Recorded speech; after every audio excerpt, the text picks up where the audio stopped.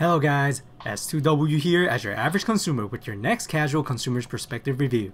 In today's video, I was able to obtain a pair of sneakers that came out during the All-Star weekend of 2018 through a raffle here in Toronto from Footlocker. This sneaker, specifically this colorway, pays homage to possibly Nike's most important sneaker drop of recent years. That sneaker was the Foamposite 1 Galaxy released in 2012's All-Star Weekend. And today, I have the successor, the Nike Air Foamposite 1 Alternate Galaxy, also known as the Big Bang, here for a review. For those who don't know, the Foamposite 1 Galaxy was the first colorway that Nike has placed a printed upper on this model. What was insane about it was the hype it generated.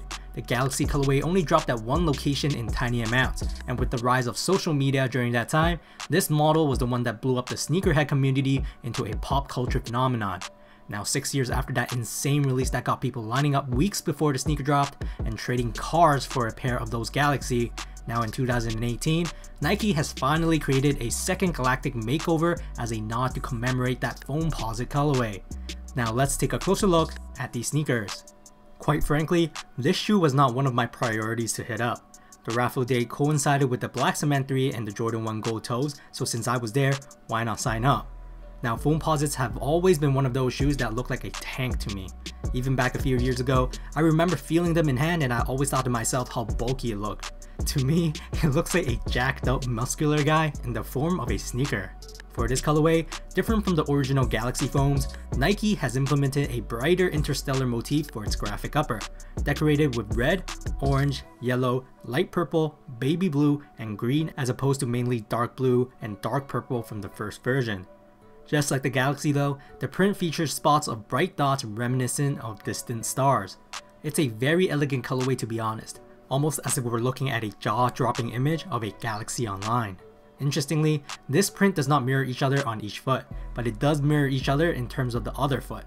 In other words, the lateral print on the left foot looks the same as the lateral print on the right, and same thing with the medial surfaces. Resting under this print is the one-piece Foamposite shell. This foam upper is hard like a rock by touch. Okay, maybe not that solid, but it is more durable and tougher than your regular leather, nubuck, and knit of course. In fact, back when it came out, this shell caused a huge commotion as it wasn't the regular upper material we usually see on shoes. They have broken past that barrier to invent something new, filling out most of the upper with this strong foam layer with futuristic aerodynamic looks inspired by the insect beetle. This shell was a polyurethane liquid at first actually, and it's heated up inside a mold to create this foam upper that we eventually see here, with the focus to create a material so form-fitting as if you dipped your feet into a liquid bath. Eventually with wear, the insides will provide a tailored dynamic fit and support for your feet individually. I've never had foams before, so if this is true, by wearing this for the long run, this sneaker should change internally and soften up to mold specifically to the shape of our feet. Around the top edges of this shell is surrounded by a nubuck edge paneling to elevate the premium quality of this shoe. Then it transitions into textile near the ankle collar to the back of the sneakers. On this nubuck, we will see the only Nike swoosh logo for that subtle branding, with lace openings for these flat black laces to thread through. As we can evidently see, this colorway sports an extra hang tag that reads "removed before flight." This hang tag was also seen attached on the original colorway of the Galaxy, so it's definitely nostalgic and staying true to its first design. Right under these laces is a mesh constructed tongue made for breathability and soft comfort. There is also the iconic NBA player Penny Hardaway's 1 cent logo at the top, who at that time Nike was working with while making this shoe. If we take a look at the back of the sneakers, Hardaway's logo will once again be seen here right under the wide heel tabs. However, the most interesting part to this shoe has to be what's under the shell. For those who had no clue such as myself, the mesh tongue actually extends to the side of the shoes, forming a secondary shelter internally. This secondary layer fills up the whole front of the sneaker and can be seen extending up the back of the shoes as well. This would make the sneaker extra dense inside for that airtight, firm fit. Not everything on this internal layer is mesh though, as it does transition into some sort of a thinner silky material near the bottom half. But in terms of the insole, they are removable.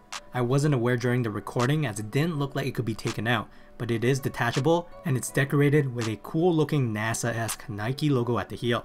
At the sides of the shoe, we will see the staple carbon spring plate at both side panels of each sneaker, what I assume will help it with arch support and further increasing that synthetic futuristic look. There really isn't a midsole on this shoe visible, as it seems like there's only an outsole right under the upper. There is, however, a full-length zoom air cushioning under the footbed for that responsive, low profile and lightweight compression. As for the outsole, it's done in complete blackness with unique rubber treads and herringbone pattern for multi-directional traction. At the tip of the shoes, we will see a zoom air branding, while near the back, Hardaway's logo again. We can also see the carbon fiber plate peeking under the midfoot portion of the shoes as well, providing that extra durability and stability around our midfoot area. Anyways, here are some Nike Air Foamposite 1 alternate galaxy or Big Bang fit footage. Sizing wise, I went true to size when I signed up for the raffles.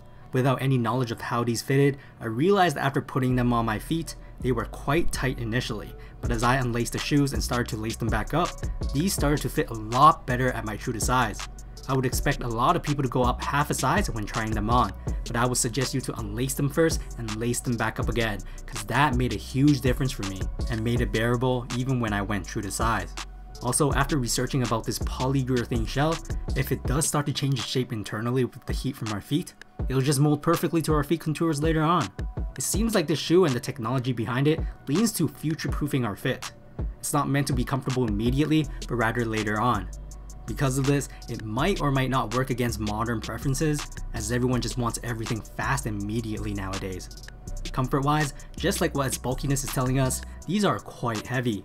To be honest, I feel like they would make awesome winter sneakers instead with such a durable and tight enclosure upper.